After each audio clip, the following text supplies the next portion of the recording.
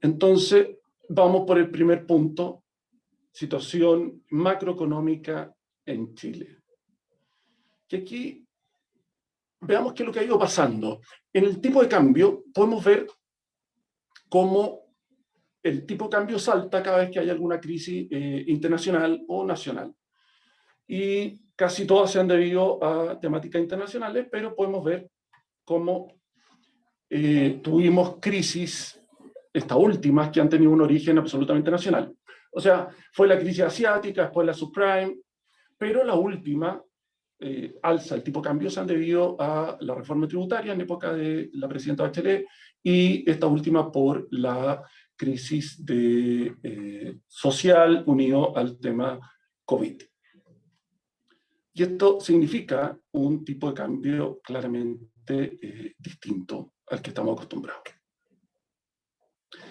Y aquí hay un tema interesante, y aquí hay a pesar de que son datos absolutamente ciertos y del Banco Central, yo me permití la licencia de ver cómo tenemos un tipo de cambio post-crisis social, donde Chile se valoriza en menos, pasamos a ser un país más de Latinoamérica, y ya el tipo de cambio se despega absolutamente de los 700, 680, 650, y queda mucho más cercano a los 800, como un tipo de cambio de mediano plazo.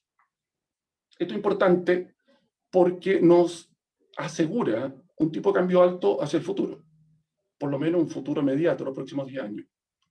Es muy difícil que volvamos a tener un tipo de cambio del orden de 600 pesos, porque hoy día estamos con precios absolutamente récord de cobre y el dólar no baja a los 800. Y la razón es simple, el país hoy día vale menos. Entonces vean ahí esos precios del cobre, estamos a precios realmente altísimos en el valor del cobre, estamos superando los 4,5 libras, dólares la libra, y así todo tenemos un tipo de cambio que está muy, muy arriba y que no quiere aflojar. Principalmente por esta temática de que Chile se llenó de incertidumbre después de que era un país absolutamente estable y casi distanciado de Latinoamérica, y hoy día somos un país latinoamericano más. Veamos qué pasó con el IPC, cómo se dispara. Estos son datos de los primeros meses del 2022, y vemos un IPC que ya en abril nos acercamos al 10%, y una tasa de interés que se dispara también. Vemos ahí una tasa de interés que está realmente en el cielo y que en el corto plazo no va a bajar. Entonces, frente a esta nueva tasa, particularmente en pesos, porque en dólares no ha subido tanto, subió 3 puntos. En pesos tenemos una tasa muy alta que frena absolutamente todo lo que es inversión y todo lo que es la posibilidad de tomar crédito. Y vean ustedes esa tasa de interés en las colocaciones. Habíamos llegado a mínimo realmente increíble y hoy día el tema se nos dispara. Tasa del orden del 8%, que va a llegar tranquilamente al 10%, producto de esta fuerte inflación y de la política del Banco Central de subir tasas para poder ajustar la inflación a lo que es su objetivo, que es tener la inflación en el orden del 3%. Y este dato ayuda mucho a entender qué es lo que va a pasar en el futuro. Del año 2010, Chile tenía casi el 20% del PIB en ahorros. Tenía un chanchito ahí con bastante ahorro que se fue perdiendo, no solamente producto del COVID y de esta última entregas sociales, digamos, el IFE y todas esas cosas, sino que además se venía perdiendo por una falta de cuidado fiscal. O sea, desde el año 2010 en adelante empezó una farra fiscal de utilizar recursos y pasamos de un 20% del PIB de ahorro al 20% del PIB en deuda a nivel de gobierno. O sea, hoy día el gobierno, en comparación con el año 2010, perdió un 40% del PIB porque pasamos de tener ahorros a deuda. Y ese 40% del PIB es muchísima, muchísima plata. Estamos hablando de cerca de 200.000 millones de dólares. Vean ahí cómo se compone esta deuda y donde fuertemente el gobierno tiene un componente importante y donde el otro componente importante son las empresas. Entonces, vuelvo a insistir, Chile pasa, y sobre todo el gobierno pasa, de tener una situación de ahorro a tener una situación de deuda.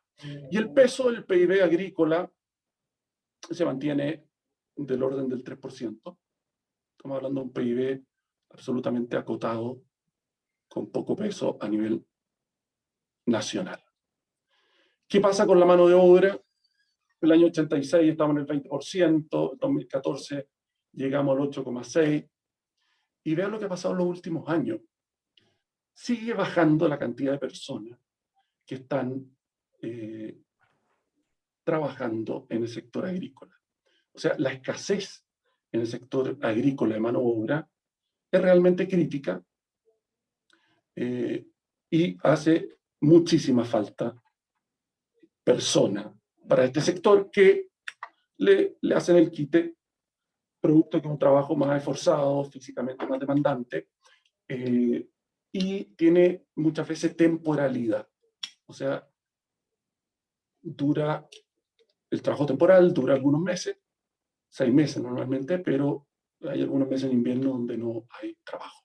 Este tema de ocupación laboral es un gráfico muy interesante porque muestra cómo tanto el trabajo formal, que es el que está abajo, como la fuerza de trabajo, el total de personas que hay disponible para trabajar, tuvieron una fuerte caída producto del COVID y después empieza a recuperarse, pero a pesar de esa recuperación hay 800.000 personas que todavía no están trabajando y que simplemente por la línea de tendencia que traíamos nos indica que son 800.000 personas que hoy día no están trabajando y que eventualmente van a entrar a trabajar, sobre todo cuando ya no tengan posibilidad de beneficios estatales y cuando la urgencia económica los haga salir a buscar trabajo.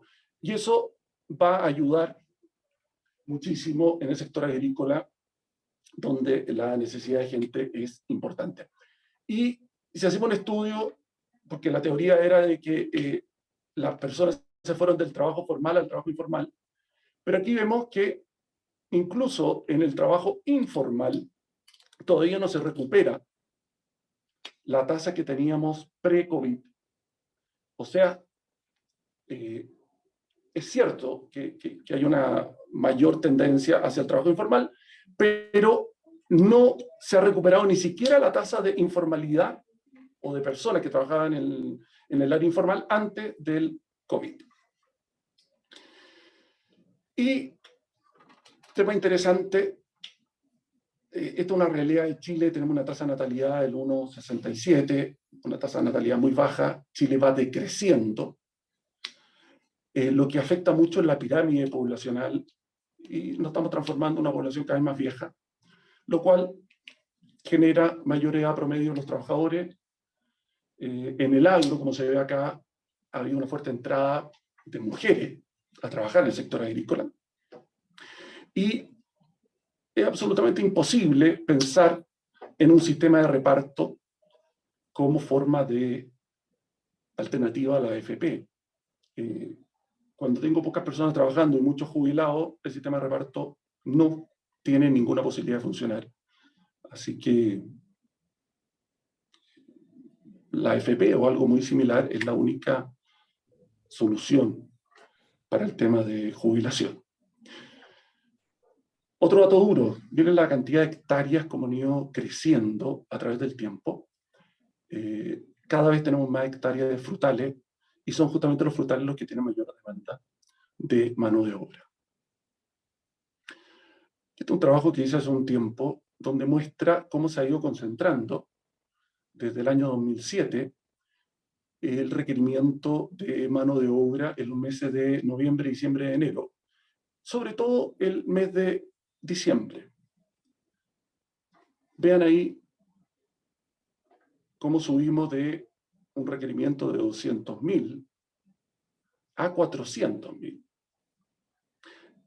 Y la proyección, este es el año 2020, y la proyección al 2025, en 5 años más, es que vamos a requerir 612.000 personas trabajando el mes de diciembre. La gran razón de esto fue la fuerte plantación de cereza, que se estima que para el 2025 van a ser cerca de 70.000 hectáreas, y eso lo unimos a cosecha de arándano y otros manejos propios que necesitamos. Bueno, llegamos a estos 612.000 manos que requerimos ese mes, solamente en los 11 frutales más importantes que tenemos en Chile. O sea, claramente hay una temática de déficit y aquí una información importantísima. Hay que alejarse absolutamente de requerimientos de mano de obra el mes de diciembre. O sea, yo no puedo tener cosecha el mes de diciembre porque no va a tener gente.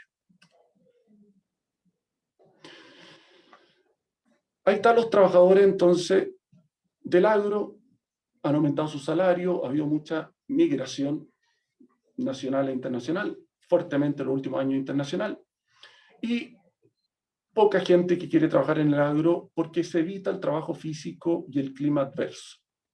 Entonces, estas condiciones físicas del trabajo más la temporalidad hacen que poca gente quiera trabajar en el agro. Estos datos de un estudio que realicé yo en cosecha de arándano y cereza muestran cómo ha subido el sueldo, particularmente en el último año, que hubo un alza de sueldo por esta combinación de subsidios estatales, IFE y dificultad para la entrada de migrantes temporales de Bolivia, genera un alza en la mano de obra realmente increíble del orden del 30%.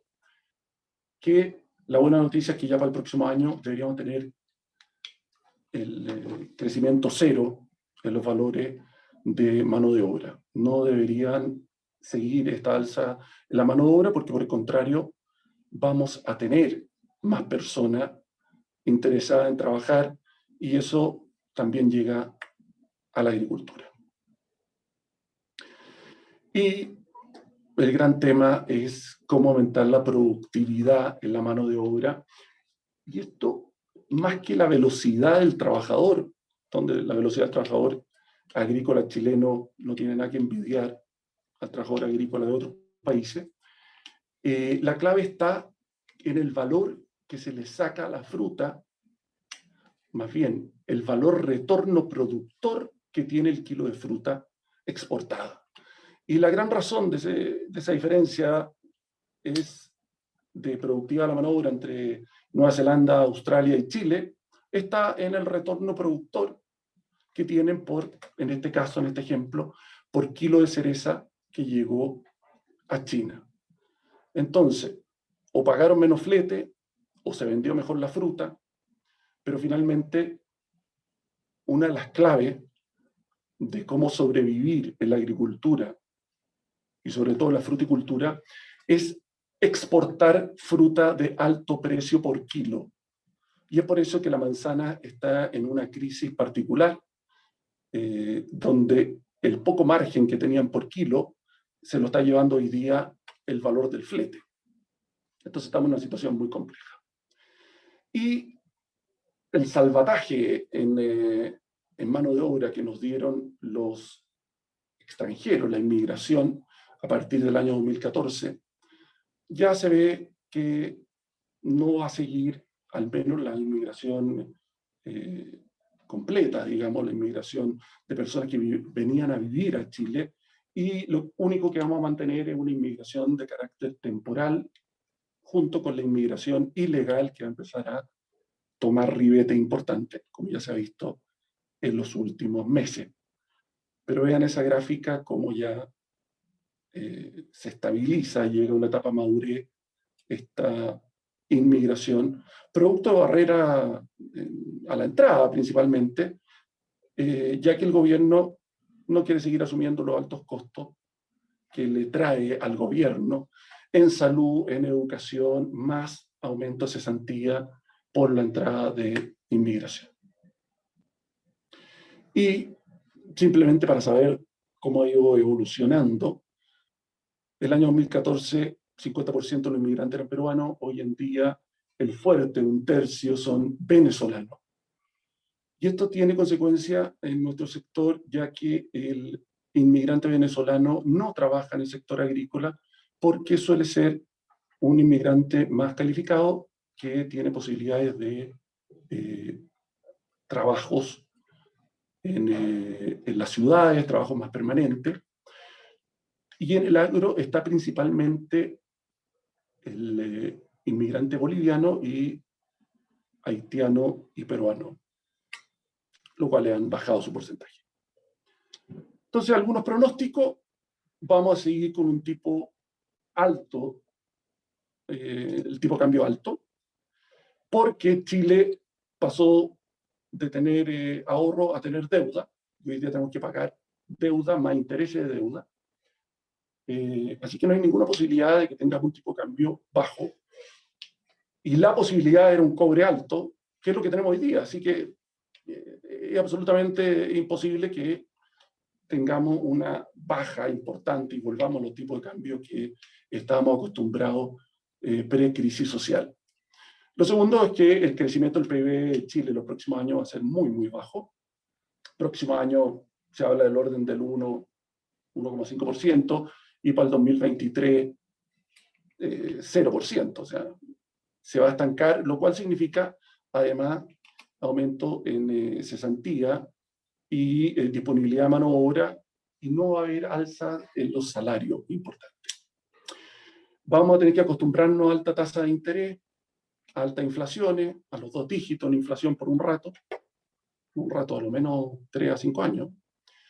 Y vamos a tener mano de obra más disponible, ya que se va de otros sectores que se frenan, como la construcción, por inmigración temporal que viene de Bolivia y Perú, por inmigración ilegal también, y por cerca de 800.000 personas que podrían estar trabajando, 800.000 habitantes chilenos que no han entrado de nuevo a la fuerza laboral, principalmente porque se han quedado cuidando niños que no podían ir al colegio, se han quedado cuidando personas ancianas, que se ha perdido toda la red de apoyo que había ahí, y que van a volver de aquí a un año.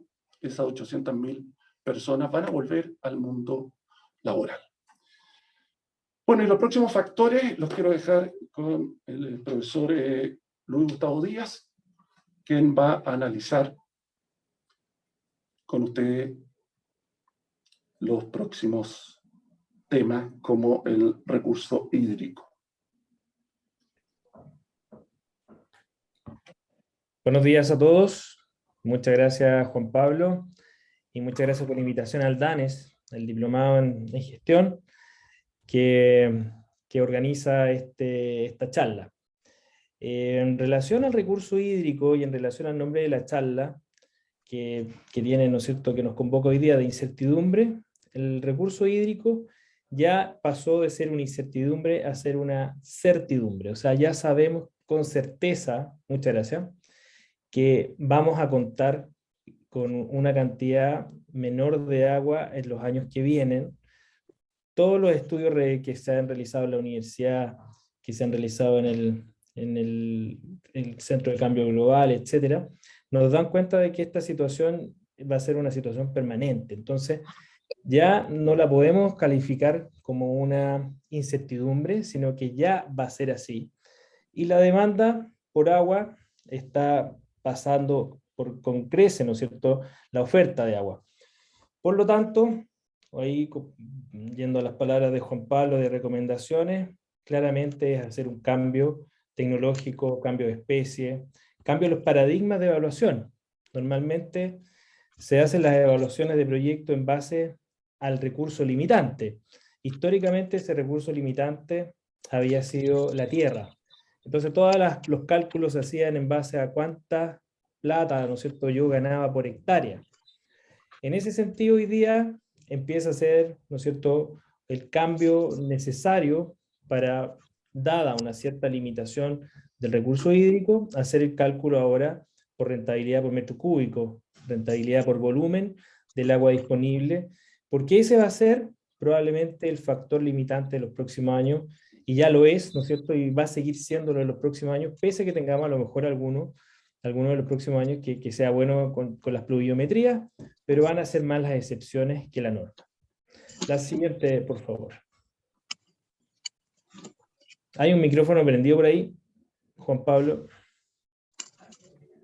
Bueno, aquí vemos, ¿no es cierto?, la situación, solamente para reforzar el punto, que en los últimos 4 años, los 48 meses del 2017 a la fecha, se nota una situación, ¿no es cierto?, de menor pluviometría en todo Chile en realidad. ¿Okay? Concentrado en la zona central, ¿no es cierto?, que además concentra la mayor cantidad de hectáreas frutales del país. Entonces, donde más necesidades tenemos es donde más se concentra la falta de agua, y probablemente esto se va a ir profundizando en los próximos años, y ya vemos, ¿no es cierto?, que como los sistemas de riego que eran presurizados, ¿no es cierto?, de alta tecnología, que normalmente estaban en el norte, hoy día cada vez, ¿no es cierto?, se están yendo hacia el sur, se hacen más perforaciones, pozos profundos hacia el sur, se hacen más sistemas de riego hacia el sur, o sea, todo esto se está moviendo hacia el sur. Dame la siguiente, por favor, Juan Pablo. En relación al precio de los insumos, los principales insumos de la agricultura, ¿no es cierto?, son los agroquímicos y el petróleo, y en ese contexto el petróleo es uno de los insumos fundamentales en la fabricación de los agroquímicos, en sus procesos, ¿no es cierto?, químicos para fabricarlos. Por lo tanto, es muy importante hacer notar que el aumento en el precio del petróleo que se ha notado en este año 2022, ¿no es cierto?, que todos somos al final del día usuarios de esto en nuestros vehículos particulares, ¿no es cierto?, vemos cómo ha ido subiendo el precio, y vemos que desde el año 2020 a la fecha se ha triplicado el precio del barril, ¿no es cierto?, de petróleo, y ya estamos cercanos a los $120 por barril. Dame la siguiente, por favor. Y esto claramente repercute directamente en la urea, que se sintetiza, ¿no es cierto?, a partir del amoníaco, y que se necesita una gran cantidad, ¿no es cierto?, de energía para poder fabricarlo, y utilizando principalmente petróleo, y ahí vemos cómo también los precios de importación promedio, ¿no es cierto?, que se han informado, se han también cerca de triplicado en los últimos meses ya. Todavía no, por favor, se nos pasó. Y esto claramente que a precio productor también ha significado un aumento sustantivo de los costos de los fertilizantes, porque además este no es solamente un impacto en la urea, sino que también en el resto de los fertilizantes. Ahora sí, la siguiente, por favor. En los fletes marinos, lamentablemente no se nota muy bien ahí la diapositiva, también hemos encontrado, ¿no es cierto?, no solamente por un efecto de los precios del petróleo, sino que también por una baja oferta y problemas con la logística de los contenedores, y hoy día estamos llegando incluso a $15.000 o más, ¿no es cierto?, por contenedor, y eso claramente que ha multiplicado por 5, por 6 o por 10, ¿no es cierto?, los costos que se tenían usualmente, los costos de transporte de mercancías, y Chile es dependiente totalmente, ¿no es cierto?, de lo que está sucediendo con este flete marino a los diferentes mercados, ¿no es cierto?, y esos avances que se hayan logrado a lo mejor con estos fletes rápidos que se iban a China, claramente para llegar temprano, ¿no es cierto?, y que la fruta no se eche a perder, Por otro lado, tenemos la contrapartida que están siendo cada vez más caros estos fletes. Así que también nuevamente, todo esto está entrando no al grupo de las incertezas, sino que ya están siendo una norma. ¿Ok? Dame la siguiente, por favor. Sin embargo, estos costos, ¿no es cierto?, superiores, también han impactado al precio de los alimentos. Y así vemos cómo, ¿no es cierto?, por ejemplo, los cereales, estamos viendo que se están alcanzando máximos históricos de los precios. ¿Ok? Aquí ya vemos, en el caso del grupo de los cereales, el trigo, ¿no es cierto?, el maíz, la avena, etcétera, podemos ver que por sobre el índice de FAO, ¿no es cierto?, por sobre 160, nos está indicando, ¿no es cierto?, que hemos aumentado cerca, ¿no es cierto?, de el doble del precio con respecto a lo que estaba sucediendo en 2016-2017. O sea, ha existido una alza sostenida y se espera que esa alza se mantenga en los próximos años. Entonces, en general, el grupo de los cereales, ¿no es cierto?, va a mantener un precio alto. Dame la siguiente. El caso más renombrado, ¿no es cierto?, es el de los aceites, ¿no es cierto?, que a cada rato aparecen las noticias y ahí vemos cómo también se ha multiplicado por 1,5 el precio, afectando a todos los aceites, y, y esto es como más emblemático, pero no se usa tanto como lo que se usa los cereales, ¿no es cierto?, pero nos da nuevamente una indicación de que los alimentos están caros, y eso también está afectando a la fruta. Dame la siguiente. En la uva de mesa también vemos, ¿no es cierto?, que la uva de mesa, la cereza, incluso las manzanas, ¿no es cierto?, han ido aumentando sus precios promedio, y lo que unido a tipos de cambio alto, ¿no es cierto?, nos dan también una nueva normalidad de ingreso. ¿Ok? No solamente de costo, una nueva certeza en los costos, sino que también una nueva certeza en los ingresos. Este precio altísimo del cobre está manteniendo el tipo de cambio a 850. Si el precio empieza a bajar en algún minuto, probablemente vamos a pasar los 1000. Por lo tanto, se espera, ¿no es cierto?, que en los próximos años se siga manteniendo un nivel de ingresos altos. Entonces, no solamente están aumentando los costos, sino que también los ingresos. La siguiente, por favor. Como grandes conclusiones, ¿no es cierto?, en este tema de las incertidumbres, nos vamos a pasar a cosas ya ciertas, ¿no es cierto? Y no tratarlas como inciertas, como que no sabemos el resultado, sino que ya sabemos que va a ser así, ¿no es cierto? Lo primero es la mano de obra, que va a estar escasa, como nos contaba Juan Pablo. La inmigración formal se estanca y crece la inmigración informal o temporal. El tipo de cambio seguirá alto, ¿no es cierto? Y este tema del agro contracíclico normalmente, ¿no es cierto?, se relaciona al crecimiento del país, que también a su vez está relacionado con los precios de los commodities mineros, principalmente el cobre. La siguiente. Todas estas ya no son incertezas, va a ser así, ¿no es cierto?, y todos los estudios así lo confirman. Lo otro que se confirma es que la situación de escasez hídrica va a seguir así. Entonces, no queda más que ajustarse, y las decisiones que se toman al interior de las empresas ya no son, no son para soluciones parches, ya tienen que ser cambios tecnológicos, ¿no es cierto?, en los paradigmas y en los sistemas de producción. Entonces, en ese sentido, ya Juan Pablo nos da una primera mirada, ¿no es cierto?, con respecto a cultivos de alto valor. Hoy día tienen que ser cultivos de alto valor por metro cúbico de agua, probablemente. También uno de los elementos interesantes, ¿no es cierto?, son las altas tasas de interés e inflación, que probablemente van a también repercutir en la inversión, ¿no es cierto? Eso va a disminuir la inversión en los próximos años.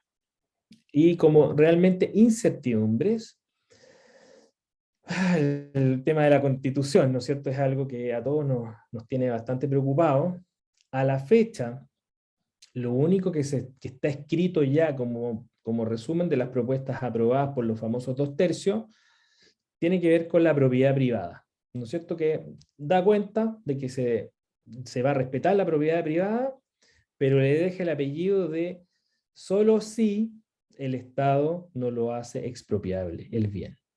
Por lo tanto, esa condicionante nuevamente deja realmente una incertidumbre si efectivamente la propiedad privada va a ser privada, ¿ok? Y no va a estar sujeta, ¿no es cierto?, a que el regulador pueda decretarla de expropiable, y ahí, ¿no es cierto?, se queda en entredicho este respeto a la propiedad privada. Entonces, ese a la fecha es lo único que está escrito que podría estar repercutiendo fuertemente con respecto al tema agrícola. Con respecto al agua, todavía no se escribe nada, hay muchas propuestas, pero escrito ya en el resumen de las propuestas acordadas, todavía no hay nada. Hay otros elementos que claramente repercuten también en el sector agrícola, pero el de la propiedad y el del agua son los dos grandes elementos a destacar, y como les digo, en el tema del agua todavía no hay ningún artículo escrito. Otra incertidumbre es el tema de los insumos, ¿no es cierto? Hoy día están tan altos por el efecto del precio del petróleo, y ese precio del petróleo, ahí sí encontramos, no encontramos a un acuerdo en las publicaciones con respecto a lo que se viene con respecto al petróleo. Hay algunas que indican que se termina la guerra, ¿no es cierto?, y todos los efectos de la guerra que existe hoy día entre Rusia y Ucrania, y eso debería tender a bajar. Otras dicen que el efecto va a ser más permanente, por lo menos unos 2 o 3 años, pero no hay acuerdo en eso. Por lo tanto, el resultado es incierto y está en el grupo de las incertidumbres. Otro elemento importante es el cambio climático. No solamente tenemos menos agua, por así decirlo, pero lo que sí va a suceder, que es incierto, son estos eventos extremos. Un granizo, una lluvia, ¿no es cierto?, fuera de temporada, elementos raros están aumentando su frecuencia de ocurrencia. Y eso claramente que es una incertidumbre. ¿Qué hacer con la incertidumbre? Bueno, ahí se pueden realizar inversiones, ¿no es cierto?, para poder sortear las situaciones para cuando lo ameritan, qué sé yo, el tema del control de heladas puede ser una situación, o el techo, ¿no es cierto?, el tema de los granizos ya lo sufrió mi amigo JP en algún minuto ahí en San Francisco. Entonces, estos temas, ¿no es cierto?, ameritan soluciones y posibles toma de decisiones por parte de los agricultores, diferente a lo que cuando ya tenemos certeza. Y otra incertidumbre muy grande es cuándo se va a terminar, ¿no es cierto?, esta situación compleja que está existiendo en los puertos en Estados Unidos, ¿no es cierto?, y en China principalmente. En Europa está más normalizada la situación, pero por lo menos en Estados Unidos y China la situación en los puertos está en algunos casos bastante caótica y muy poco cierta la fecha de desembarque de las cargas. La siguiente. Bueno, con eso damos por terminada, ¿no es cierto?, esta charla de las incertidumbres de hoy día del agro, y me parece que Magdalena nos tiene preparada a lo mejor una serie de preguntas en las cuales podamos conversar con Juan Pablo y con el resto de las personas que nos acompañan hoy día. Muchas gracias. Gracias, Gustavo. Agradecemos a los dos profesores que hoy día han participado, profesores del Departamento de Economía Agraria de la Universidad Católica. Dejo abierto el micrófono o el chat, como quieran, para hacer preguntas abiertas.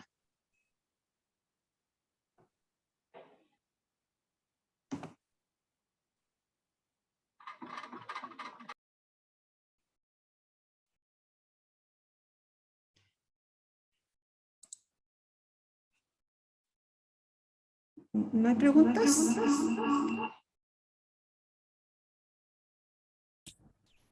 Hola, buenos días. Buenos días. Por acá, David Núñez. Soy ingeniero en agronegocio. eh, Estoy también cursando un magíster en control de gestión y riesgo corporativo. Y la pregunta que tengo para los entendidos en el sector agrícola es si, ya que ellos están insertos en este tema, eh, se ha conversado con el sector minero por el tema de la escasez hídrica, ya que se sabe y está demostrado que la gran cantidad de agua que se consume es a través, o la gran sequía que hay en este momento es por la minería. Entonces quería saber si el sector agrícola tiene algún tema de conversación, ya que la idea es implementar tecnología para ser más eficiente, si se ha conversado con el sector minero para poder quizás repartir mejor el agua.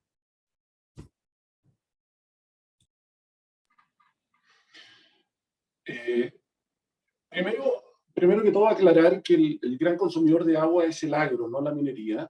La minería tiene un rol bastante secundario. O sea, del total del agua, casi el 80% se va a la agricultura y la minería 15, 20%, en el mejor de los casos. Donde sí tiene un efecto notorio, y se ha visto en el pasado con mucha fuerza, en el norte, en la tercera región sobre todo, ya que ahí estamos en situación de agua mucho más escasa y la minería es mucho más grande, más importante. Y desde hace ya un tiempo que se prohibió la venta de agua del área agrícola hacia la minería, obligando a la minería a usar plantas de osmosis inversa para desalinizar el agua de mar y ocupar el agua de mar en la faena minera. Entonces, rompamos algunos mitos. El gran uso del agua está en el agro, no en la minería. Y el otro mito es que se habla también del consumo humano, que tiene que ser prioritario, obviamente, pero también es un porcentaje muy, muy bajo, inferior al 10%, lo que se ocupa del agua para consumo humano. Entonces, la verdad que mejorando la eficiencia en la agricultura, el impacto es enorme porque es el gran utilizador del agua dulce de Chile. Muchas gracias.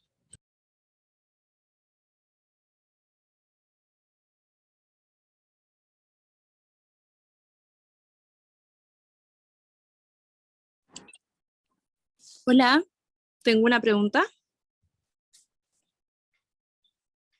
No sé si ¿se me escucha?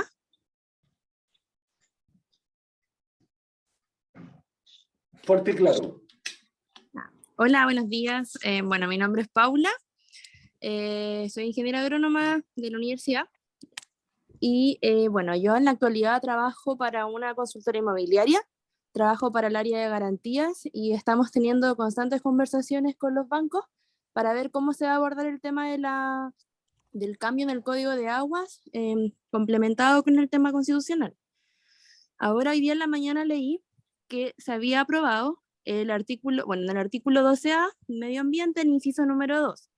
¿Qué pasa? Que los bienes son inapropiados, o sea, disculpa, el inciso número 1, que son bienes comunes naturales, el mar, las playas, las aguas, glaciares y humedales, el aire, la atmósfera, bueno, las áreas protegidas y los bosques nativos. Mi pregunta como, bueno, yo me manejo en cierta manera porque en realidad hemos tenido hartas reuniones con abogados y todo el tema, pero en este caso ya no se van a poder transar al final estos derechos, o porque esto da un pie distinto a lo que se indicaba en el código de agua. En el código de agua se iba a mantener todo constante, si bien iban a cambiar los plazos que se iban a entregar estos derechos, pero con esto cambia rotundamente, o yo estoy equivocada. Como que ahí me entró una duda con lo que se aprobó recientemente.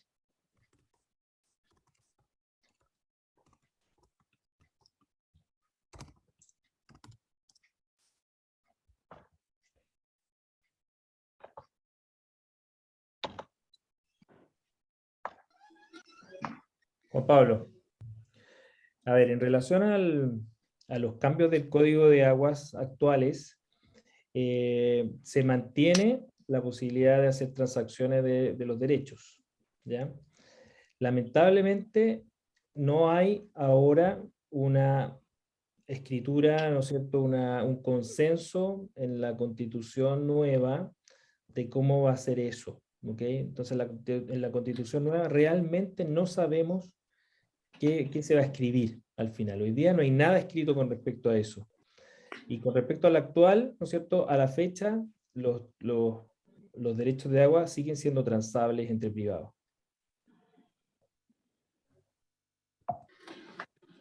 Hay que recalcar que en el tema de la nueva constitución es un gran signo de interrogación porque finalmente lo que quede escrito va a pasar por un plebiscito de aprobación o reprobación. Entonces, es un gran signo de interrogación que lo vamos a tener que ver y recién lo vamos a ver a finales de año. No, eso sí lo entiendo, pero lo que me refiero a lo que ya como que está propuesto es el tema de que van a pasar a ser bienes comunes. Esto en sí, si se llegase a aprobar, porque entiendo que todavía no hay nada claro, no hay nada que diga sí o no, ¿efectivamente cambia eso? ¿O pese a que se consideren como bienes comunes, seguirían existiendo estas patentes y estos derechos transables? Que esa es como mi pregunta. Es que volvemos al tema constitucional, es un nivel de despelote que ni siquiera las personas que están adentro tienen una noción de cómo se implementa lo que un día se escribe y se lleva a la práctica. Entonces, puede haber una frase, pero esa frase, ¿cómo la traduces tú a un acto concreto de legislativo y de distribución del recurso? Ya, profe. Gracias. Juan Pablo, te consultas en el chat, te voy a leer la primera. Dice, pregunta para Luis. Productor de fruta, no he visto el alza de precios en manzanas en dólares por kilo, retorno neto productor. Si me puedes explicar, ya que mencionas que los precios han subido. Sí, estaba aquí chateando con Max de la pregunta, muchas gracias. Si uno calcula el volumen total, ¿no es cierto?, de ventas de manzana, partido por el total de kilos de manzana, los precios en los últimos 2 o 3 temporadas han subido cerca de un 3%. Sin embargo, eso no siempre se refleja a productor, ¿no es cierto? Un productor, por ejemplo, que tiene variedades como la que tiene él, variedades Gala, las variedades Gala han tenido, ¿no es cierto?, han ido sufriendo, ¿no es cierto?, el reemplazo por variedades nuevas que están siendo más demandadas por los mercados, y no siempre eso se ha traducido en mejores precios a productor, y tiene toda la razón Max. No siempre esto se traduce a precios mejores para el productor. Sin embargo, como global, ¿no es cierto?, de las ventas totales mundiales versus los kilos totales, se sale, ¿no es cierto?, que está levemente subiendo con respecto a los años anteriores.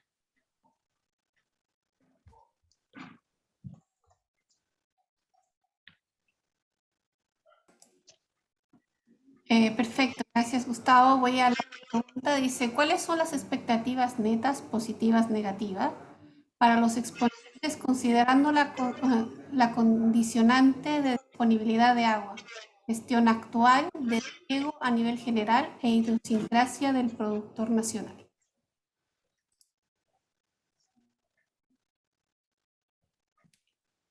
Juan Pablo, usted está más capacitado para responder eso. Estoy hablando tan bonito, pues. Yo creo que estamos frente a una problemática compleja donde cuesta mucho ajustar la demanda hídrica a lo que realmente tenemos. Y ahí yo creo que lo más gráfico es ver experiencias similares que han sucedido, por ejemplo, en la cuarta región, con una sequía de 7 años, que ocurrió hace una década, donde ocurrieron 2 cosas importantes. Uno, de que hay un rezago, porque uno siempre tiene la convicción de que va a llover, y de que se va a normalizar todo. Entonces, como que tratamos de mantener la totalidad de la hectárea en cultivo con una situación bastante compleja para todos los cultivos, pero rápidamente los agricultores ven que esa técnica no funciona y empiezan a sacar cierta hectárea de alto requerimiento de agua. Recuerdo en Ovalle, como muchos paltos se fueron a Tocón, palto muy demandante de agua, y quedaron puros chongos, digamos, de palto en la zona de Ovalle. Y lo otro que pasó, que lo nombró recién Gustavo, es que las personas empezaron a hablar ya no de rentabilidad por hectárea, sino que de rentabilidad por metro cúbico de agua. Entonces, ciertas especies que no eran tan rentables por hectárea, pero sí eran rentables por el bajo uso de agua que tenían, empezaron a ser más atractivas. Y ahí hay un nuevo paradigma para empezar a enfrentar la agricultura. Entonces, ¿cómo vamos hoy día entrándonos a preocupar más bien de rentabilizar la cantidad de agua con la cual disponemos? Y lo otro es ajustarnos a lo que realmente tenemos de agua, porque mantener todos los cultivos con muy poca agua significa finalmente tener fruta de muy mal calibre y hacemos un pésimo negocio. Y en esos casos es mejor sacrificar un 20% y tener producciones que valgan la pena. Pero es un tema complejo, no hay soluciones mágicas.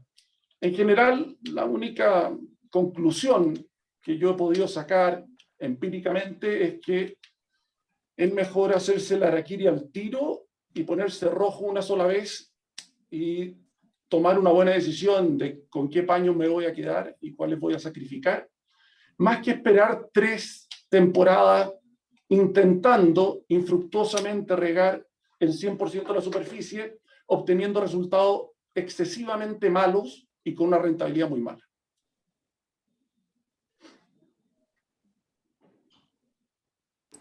Gracias, Juan Pablo. Voy a la otra consulta. Hola, gracias por la exposición.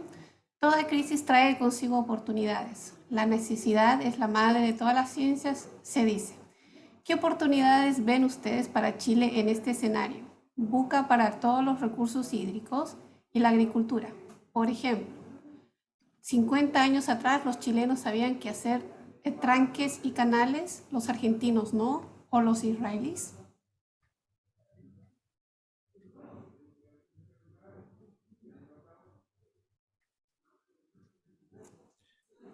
Ahí me gustaría comentar que bastante similar a la otra pregunta, ¿no es cierto?, de este tema de lo negativo y lo positivo. Y por lo menos con respecto a la certeza, es un dato, ¿no es cierto? Son cosas que ya son un dato, que vienen principalmente del ambiente externo. Y en ese contexto, esta información, hay agricultores que van a ser capaces ya lo hicieron, incluso cambios, ¿no es cierto?, en su estructura productiva, en sus paquetes tecnológicos, y claramente que ellos se van a sumar y van a aprovechar las tecnologías que cada día además están más baratas, ¿no es cierto?, y van a poder ajustarse mejor a estos cambios que están sucediendo a nivel externo. Y la gran interrogante, ¿no es cierto?, no va a ser, ¿no es cierto?, de eso, de los temas que tenemos certidumbre, sino que va a ser la velocidad del cambio que tengamos como sector. O sea, si somos capaces de hacer estos cambios más o menos rápido, genial. Sin embargo, las incertidumbres pueden ser muy graves, ¿no es cierto? El tema de una constitución que claramente nos ponga en riesgo como país exportador, claramente que va a ser un escenario muy diferente, ¿no es cierto? Y por eso que tenemos que estar muy atentos a lo que resulte de eso. Eso realmente nos puede tirar de espalda. A la fecha no podemos decirlo. A la fecha lo que está escrito, lo poquito que está escrito con respecto a esto, nos pone interrogantes solamente, pero nada grave a la fecha. Veamos lo que se viene después.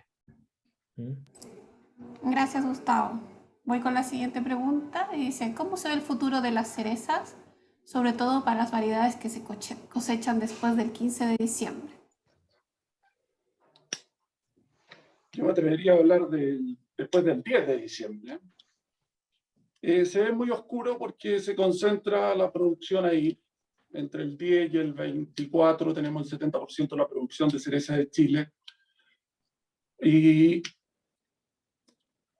se generan no solamente un problema, se generan 3 problemas. Tenemos la problemática de la mano de obra, que no tenemos gente para cosechar.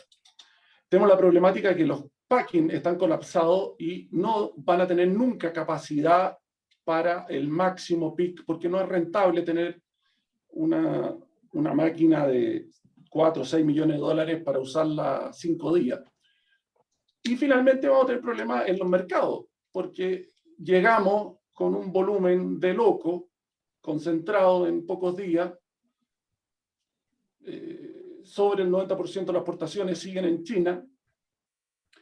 Y si se da lo que nos va a suceder la próxima temporada, de que además el año nuevo chino se adelanta, más problemático todavía. Entonces, tenemos, la verdad, que una situación muy compleja, y lo que debería suceder con la cereza de diciembre es que deberíamos tener la mitad del volumen, pero obviamente uno siempre quiere que sea el de al lado el que saque la lápiz y no uno el que saque la lápiz. Entonces va a seguir siendo un negocio muy malo, porque nadie va a querer sacar, nadie va a querer eliminar esas hectáreas de cereza en producción, y dada esa razón vamos a tener un ajuste que yo calculo que van a ser por lo menos 10 años en que lleguemos al volumen que realmente vamos a poder cosechar, vamos a poder procesar y vamos a poder vender en buenas condiciones. Gracias, Juan Pablo. Voy a la siguiente pregunta. Me gustaría la opinión de Juan Pablo respecto a la gestión agrícola como tal. ¿Qué factores a su criterio finalmente nos ayudan en la gestión agrícola para mejorar la rentabilidad? Bueno, lo que vimos hoy día, esta exposición, era justamente cómo enfrentar con datos duros, con información real, el futuro. Y yo creo que para gestionar el agro necesitamos información. El hecho de darnos cuenta de que el tipo de cambio va a seguir alto, bueno, es una información sumamente importante, porque al menos es una buena noticia con la cual podemos tomar ciertas decisiones.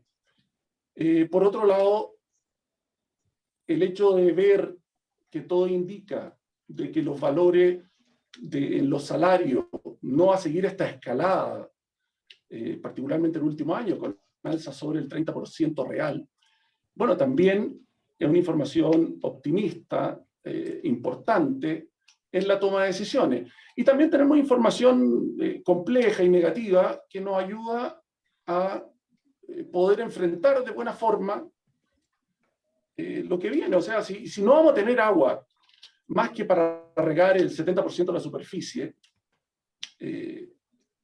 yo creo que engañarnos a nosotros mismos, engañarnos en el solitario, no tiene ningún sentido. Yo creo que aquí lo que hace falta es objetivizar lo que es objetivizable, trabajar en base a la certidumbre y tomar decisiones correctas en base a estas certidumbres que existen. Y bueno, como estamos en el sector agrícola, vivimos con un cúmulo de incertidumbre y vamos a seguir viviendo con un cúmulo de incertidumbre, pero por lo menos la certeza, tomemos buenas decisiones y no esperemos eternamente que llegue el viejo pascuero, que no va a llegar.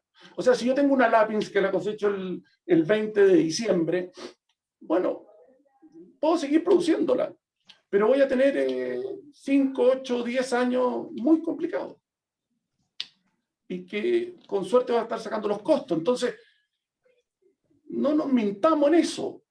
Es una realidad que un año va a estar un poquito mejor, un año va a estar un poquito peor, pero es una realidad. El tema del agua, lamentablemente, es una realidad. O sea, no vamos a volver a la normalidad que conocíamos antes. Entonces, una buena gestión es el buen uso de los recursos escasos, y cuando ya tenemos visualizado cuáles son los recursos escasos, la mano de obra del mes de diciembre, el agua y otros tantos más que hemos visto hoy día, bueno, tomemos decisiones en base a eso, a esos recursos escasos. Gracias, Juan Pablo. Paso a otra consulta. Dice, pensando en la falta de mano de obra y el encarecimiento en la producción de alimentos, ¿cree factible el financiamiento, la financiación de mecanización de los cultivos hortofrutícola, pensando que quienes cultivan estos productos son agricultores de no más de 10 hectáreas? ¿Creen que esta modernización debe ser financiada por el Estado? Para ayudar allí a Juan Pablo en la respuesta, en todos los negocios en toda la compra de maquinaria existen escalas mínimas. Y esas escalas mínimas, el tiempo las va moviendo siempre, ¿no es cierto?, hacia la derecha, que significa lo gráfico, ¿no es cierto?, que son hacia más grandes. O sea, cada día la escala mínima de producción para que un producto o un negocio sea rentable, cada día va siendo mayor y existe una presión permanente a los agricultores por crecer. Claramente que esas 10 hectáreas en algunas especies son insuficientes y y probablemente en algunas como la cereza, en algún minuto podíamos ser capaces de varar la olla con 10 hectáreas, probablemente en el futuro no. Entonces existe una presión permanente a crecer y esa presión a crecer y a modernizar y a adquirir la maquinaria, existen instrumentos privados, ¿no es cierto?, de financiamiento para poder hacerlo. El Estado a la fecha no, como se percibe, ¿no es cierto?, este negocio no financia ese tipo de cosas, pero lo que sí existen fondos de garantía y esos están siendo ampliamente utilizados por el sector privado y son garantías que ayudan a concretar estas inversiones más allá de las espaldas financieras que tenga el que va a invertir. Por ejemplo, voy a invertir en una maquinaria que cuesta 50 millones y tengo solamente garantías por 20, el Estado me ayuda a garantizar, ¿no es cierto?, las garantías que me faltan, ¿no es cierto?, a través de estos FOGAPE o FOGAIN. Entonces, esas garantías existen hoy día y se están usando muchísimo para la adquisición el crecimiento y la adquisición de maquinaria. Esas garantías son totalmente de acceso público, pero financiar, que el gobierno financie ya las máquinas, me parece que va a ser improbable. Hoy día no lo es y va a ser mucho más improbable que lo haga en el futuro. Muchas gracias, Gustavo. Voy a la última pregunta. Dice, ¿qué cultivos ven con mayor rentabilidad o más estabilidad en general, corto y largo plazo? El kiwi, palta, avellanos, ya que manzana, pera, cerezos se ve un tanto mal.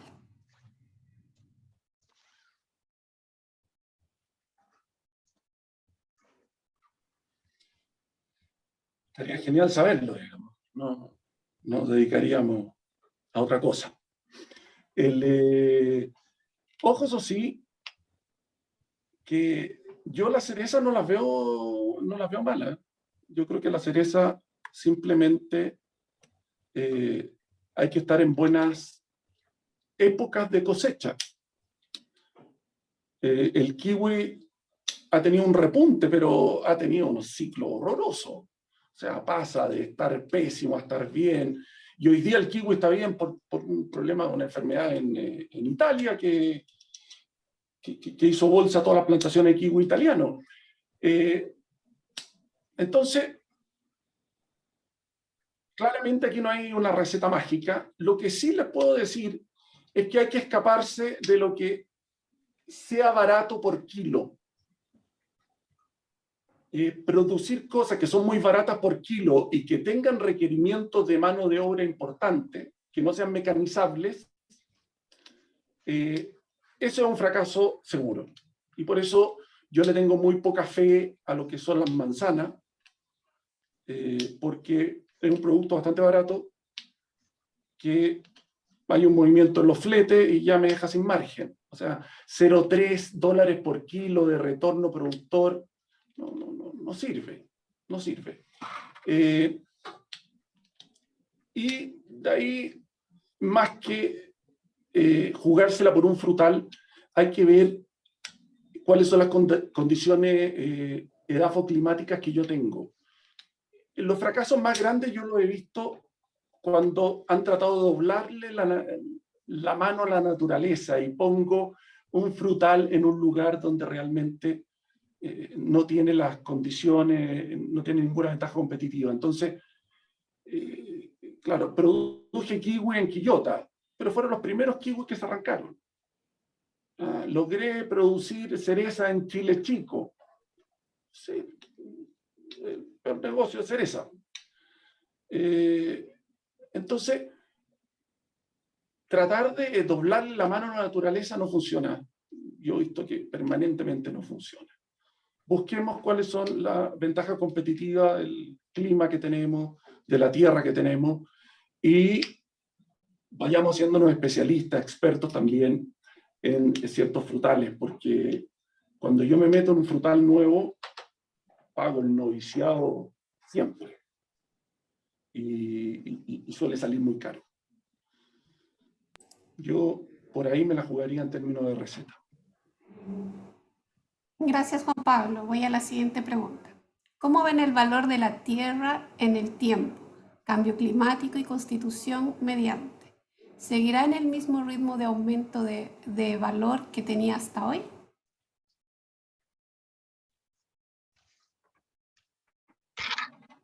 Ahí yo me atrevo a decir que todo depende de si se aprueba o no la Constitución y cuáles van a ser las últimas normas de Constitución, porque la tierra no baja salvo de que desaparezca la propiedad privada o de que sea un bien absolutamente embargable o de que el país como un todo ya no valga nada. O sea, yo hoy día puedo comprar por 2 pesos una mansión en Venezuela y no me sirve de nada porque no tengo ninguna certeza que lo voy a poder ocupar.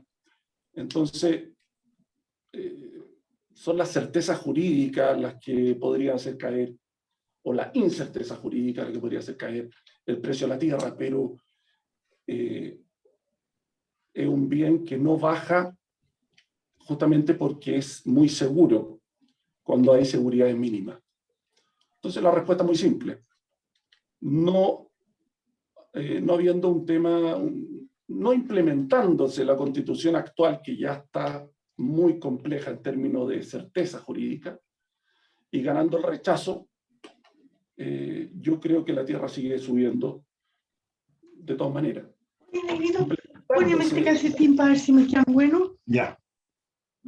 Implementándose la Constitución actual, ahí yo me queda un signo de interrogación de cómo se va a implementar la certeza jurídica y la seguridad sobre la propiedad privada. Muchas gracias, Juan Pablo. Voy a la siguiente pregunta. ¿Cuál es el panorama para la soberanía y seguridad alimentaria cuando el cambio climático ponga en jaque las exportaciones?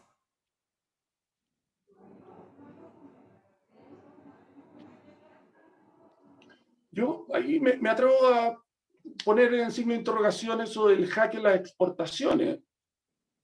No me queda claro de que el cambio climático vaya a limitar demasiado las exportaciones.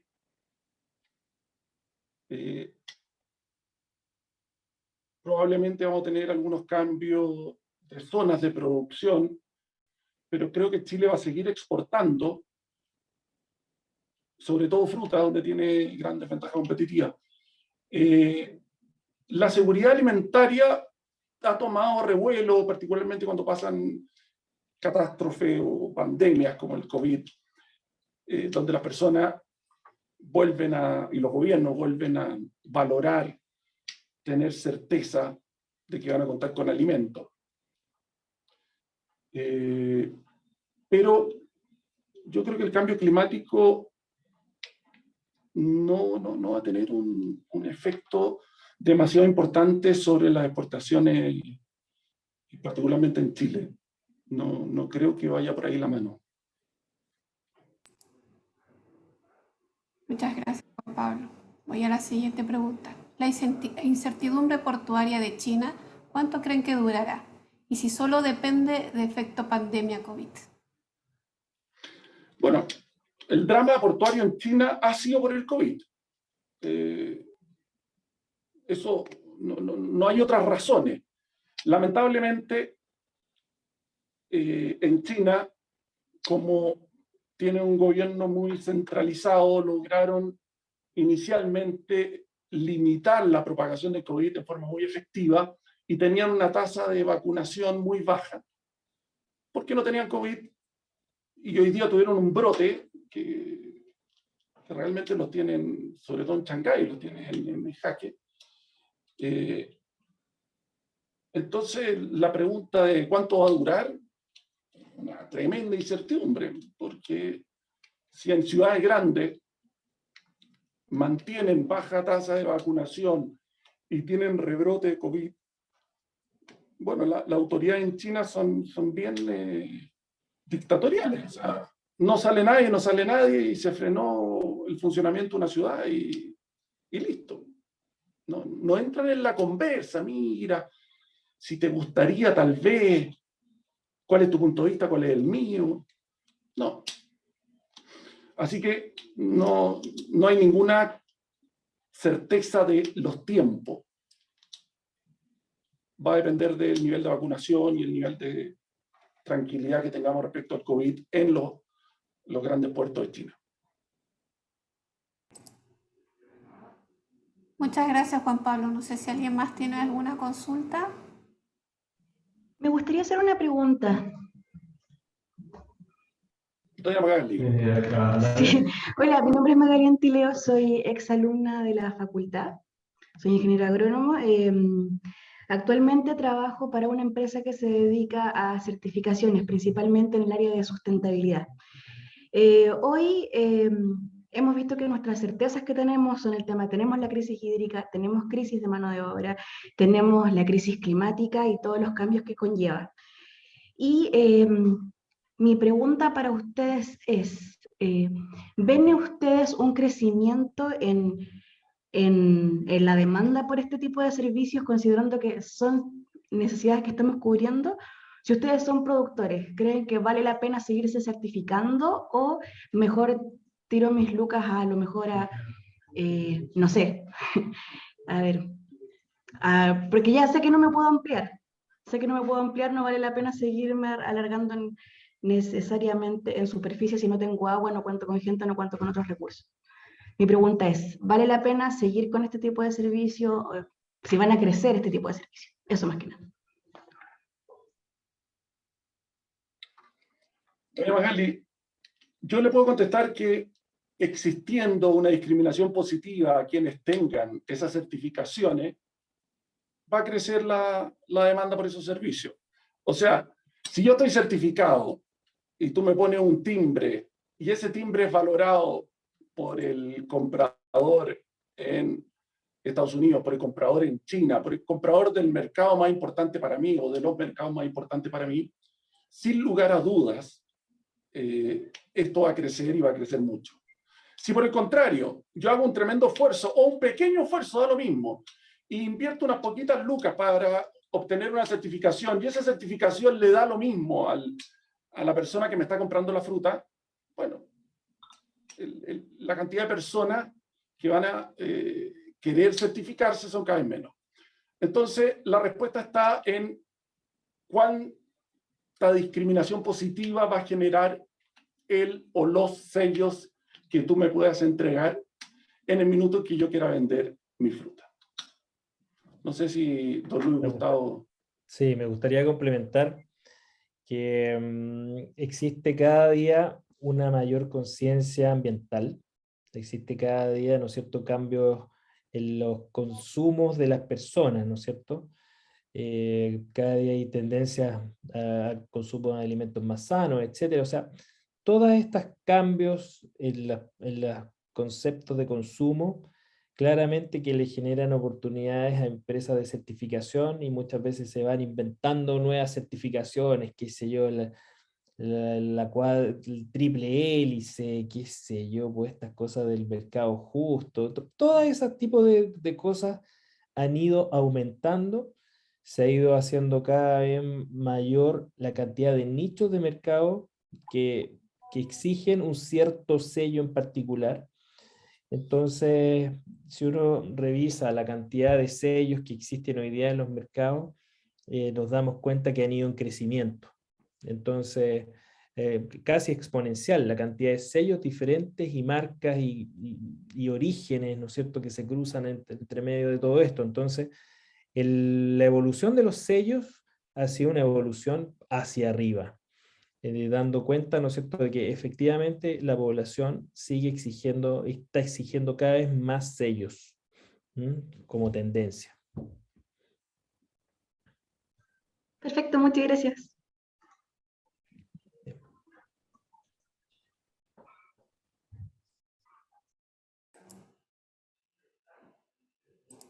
Tenemos una pregunta en el chat. Dice, ¿qué opinan de los stocks de uva y otros que aún están sin poder salir?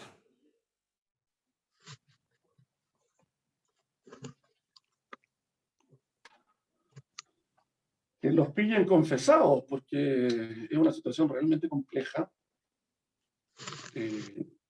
La uva ha tenido un año muy, muy malo, sobre todo algunas variedades antiguas, y ciertos mercados como el norteamericano, donde se vendían algunas variedades con mucha facilidad, no han tenido la respuesta que uno esperaba. Entonces la verdad es que no solo las que están acá, que ya es un terrible problema, y que se va a empezar a juntar con la temporada del hemisferio norte, sino que además los precios, los retornos de muchas variedades antiguas han sido muy malos. Entonces, yo veo una temporada compleja, muy compleja para la uva de mesa, y se ve una tendencia a una disminución de hectariaje importante. Ya estamos bajando a las 40.000 hectáreas de uva de mesa en Chile, siendo que era el frutal más plantado en Chile. Así que, nada, ahí darle mi sentido de pésame nomás frente a ese problema.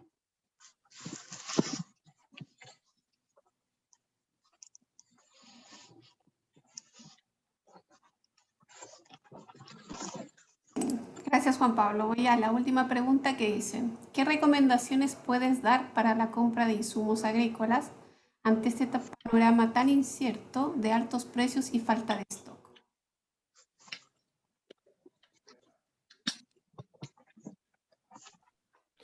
Bueno, ese es uno de los elementos inciertos, ¿no es cierto? Que no sabemos qué va a pasar con el precio del petróleo. Realmente no tenemos ahí certeza si esto va a seguir al alza o no, ¿no es cierto? Si nosotros viéramos que efectivamente esto va a seguir al alza, la recomendación es no estoquearse, ¿no es cierto?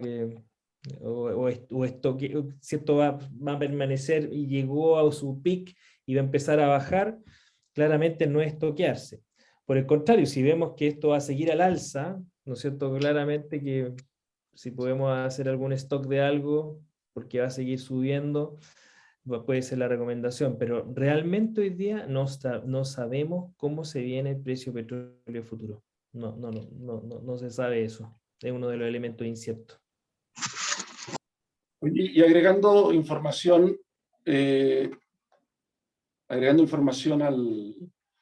no solamente los fertilizantes, que hay un signo de interrogación, aunque Gustavo está dando la típica recomendación de la gente en la bolsa. Dice, oye, compra esta acción porque subió. Bueno, si ya subió, lo que le queda es bajar ahora. Entonces, yo no compraría URI ahora, pero de ninguna manera. Está en su precio máximo histórico. Por probabilidades, lo que le queda es bajar más que subir. Y en el resto de los productos que han tenido una alza muy importante, una recomendación es no ponerse fanático ahora y aprovechar el efecto buffer que tiene la agricultura, porque, por ejemplo, el fósforo y el potasio, que se mantienen mucho más en la tierra que el nitrógeno, bueno, si estoy con niveles normales, puedo pasar una temporada sin grandes fertilizaciones y no voy a ver el efecto. Entonces, yo creo que esta es la temporada para tratar de minimizar las aplicaciones de agroquímicos al máximo. Obviamente que hay cosas que tengo que cuidar y que tengo que hacer, porque si no voy a tener una entrada de cáncer bacterial o voy a tener la fruta me la van a atacar los insectos, pero no nos pongamos fanáticos ahora en aplicar 5.000 cosas que los años que estaba barato lo aplicamos poco. Este es el año para ponerse más restrictivo, digamos, en los agroinsumos y tratar de gastar lo mínimo posible, porque justamente estos precios están muy altos y ponen en jaque la rentabilidad del agro. A pesar de lo que nos decía Luis Gustavo, hemos tenido alza en los precios de venta de nuestras exportaciones, pero el alza que hemos tenido en nuestros insumos productivos ha sido infinitamente mayor. Entonces estamos con márgenes mucho más apretados.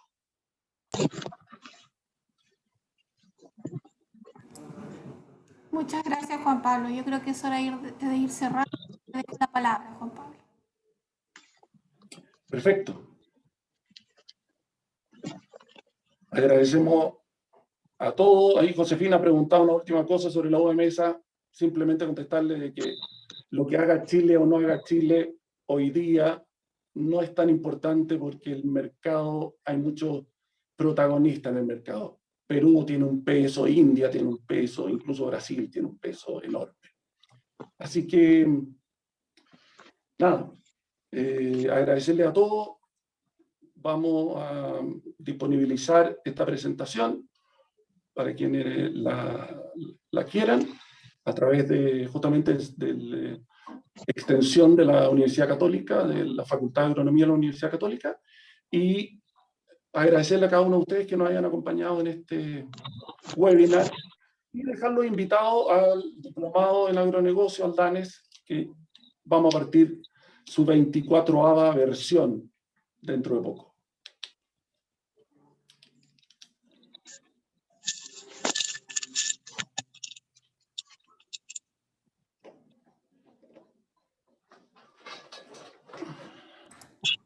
Muchas gracias, Juan Pablo. Entonces nos despedimos. Muchas gracias por su participación y a todos los participantes les vamos a enviar este seminario que se grabó. Muchas gracias por su participación. Hasta luego. Que les vaya muy bien. Chao a todos, gracias. Gracias, Gusi.